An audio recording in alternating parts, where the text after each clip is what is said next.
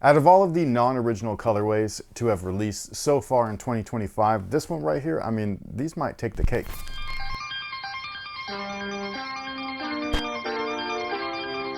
Hey, what's going on, guys? My name's Chris. Welcome back to the official WearTesters.com YouTube channel. Today we got a detailed look and breakdown on these bad boys right here. This is the Air Jordan 4 in the Cave Stone colorway. This is a brand new look for the shoe, even though they are kind of familiar, if you know what I mean. First things first, the box is also kind of familiar. This guy right here has that like cement texture to it. It's got like an interesting feel. And then we have the logos, most notably the same logos that you'll see on the tongue of the shoe on the lid of the box. So you got the Jumpman and the Flight logo. I think that looks great. Very similar to what came with the Air Jordan 4 SE wet cement, but this time around the logos are actually filled in instead of just being all muted out with the rest of the packaging, but it does have the same exact feel. When you open the box up, they will both be individually wrapped just like this, and the reason is due to the materials that they use, much like the Air Jordan 4 Rare Air as well as the Air Jordan 4 Undefeated. These guys are using a actual nubuck, so very similar materials to each of those releases. There's just a different color. I think that these just turned out great. Like, these almost look like they could have been a collab, which is why for me they look a little familiar. If you look back at Travis Scott's Air Jordan 4 history, they look a lot like some of the samples that never dropped. So there's a number of them that have never dropped, and these kind of look like a mashup of all of them. I do wish that these had a little bit of red on them. I think that that would have been the icing on the cake, but then they would have definitely have been very much compared to like some of those unreleased Travis Scotts. So I assume that that's what they're trying to avoid. Now, as far as the outsole is concerned,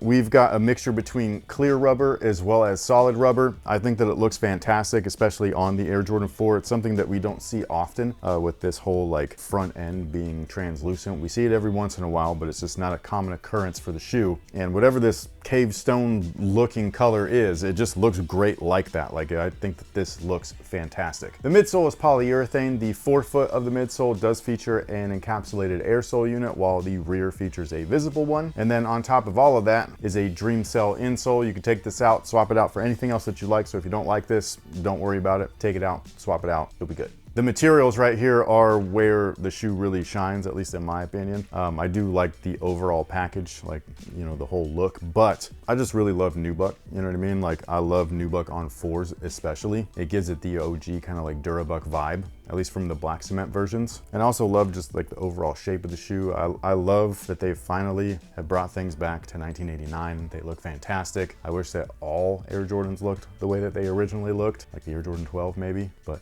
here's hoping the taxis will do the trick. Please! God damn it! Now, the accents like the netting, the lace eye stays, as well as the collar lining is done up in all black. It looks great. There's no extra laces, which is kind of surprising. I do wonder what these would look like with some like black laces. It might look really cool. They also have a Flight logo on the tongue, which we've already talked about, but the Flight script is done up in white, so maybe some white laces might look good. Who knows? These kind of got like a skate vibe to them. Like, I could have seen this as like a Nike SB Air Jordan 4 instead of the navies. Now, the rear of the shoe is probably the most interesting part, because I don't think that this is the first of the non-original colorways to feature Nike Air on the back. Obviously, that goes to collabs and select original style stories, but I don't think that these are tied with any of that stuff. So like the Rare Airs, for example, while not an original colorway, they're telling an original story. These, on the other hand, these are a brand new colorway, so this might be one of the first ones, at least that I could think of, that feature Nike Air on the back just because, you know what I mean? Because this is what sneakerheads today want. They don't want to see the Jumpman on the back. They want to see Nike Air branding. We're living in some weird times, man. And in terms of sizing, they do fit true to size. Whatever you typically wear with your Air Jordan 4s, that is exactly what I would recommend. If you're located here in the Sacramento or Elk Grove area, Phenom is going to have these on deck. Make sure that you follow them on social over at Instagram, simply at Phenom Global. That way you're up to date on whatever their launch procedure for the item is going to be. And with that being said, what is today's user submitted question of the day? I got to stop saying user submitted. They're viewer submitted. Viewer submitted. They're not users, they're viewers. I apologize. We've gotten 6 retro releases of the Jordan 3 Bred with an average of 6 years between them, including the '88 release. Knowing that we will get another one probably in the next 6 to 7 years, is the 2-pair minimum, 1 to stock, 1 to rock, still a thing at this day and age? The Jordan 3 Bred. Are they talking about black cements? There's no Bred Jordan 3s. They're black cements, right? It says Jordan 3?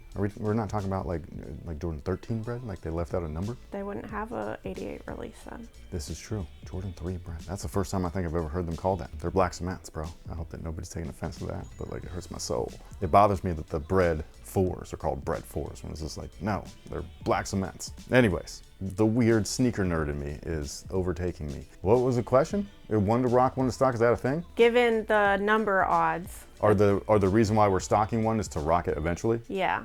I still do it. Okay, even though you know by their numbers that because if it's an original colorway, most likely that's going to get a lot of like worn time. even with the ones, isn't this the same shoe where yours yellowed? Like No, that was my Jordan 4s. Okay. And I have one like I'm afraid to look at them because I don't know what they look like right now. If they are yellow, I will cry. Yeah, I only bought one bread 4, like the one with the leather upper, you know what I mean? But as far as the black cement 4s with the Durabuck or the Nubuck upper, like I bought 2 of those. And so I still have one brand new. The grapes, I got one waiting and I got one that I just up. Like I don't, because that's the thing is that like if I know that I have a backup pair, like I don't care what happens to them anymore. You feel like you can enjoy them more? Oh yeah. But then what happens if you don't break out the other pair and then I do feel like I will like I straight up will like admit like if I don't bust out the second pair in enough time, I feel stupid. But that's the name of the game, you know what I mean? Like you don't know when it's happening. So like that's why I will always say like don't buy and sit on it. Like especially if you think that it's going to go up in value, like they're like stocks or something, it's like no, dude, these are products. These disintegrate eventually.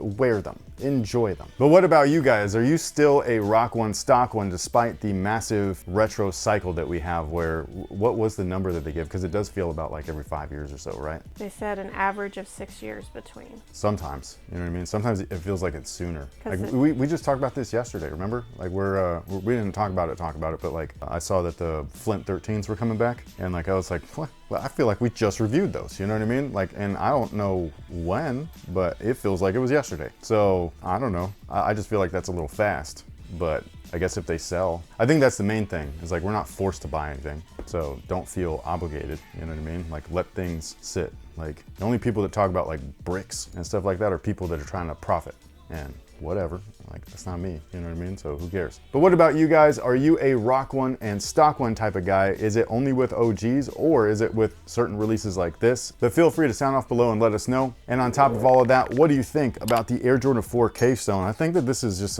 these are just stupid nice. Like I don't know what it is about them. Maybe it is because of the skate thing. Like they just remind me of like a skate version of an Air Jordan 4 without literally being a Nike SB 4. And yeah, I think that they came out really good. This is probably one of the best non-OGs I've seen in a hot minute. But feel free to tell me if I'm wrong. I know you will. But thank you guys so much for being here. Thank you so much for supporting the channel. We greatly appreciate it. We'll catch you guys in the next one. So until then, you guys have a good one.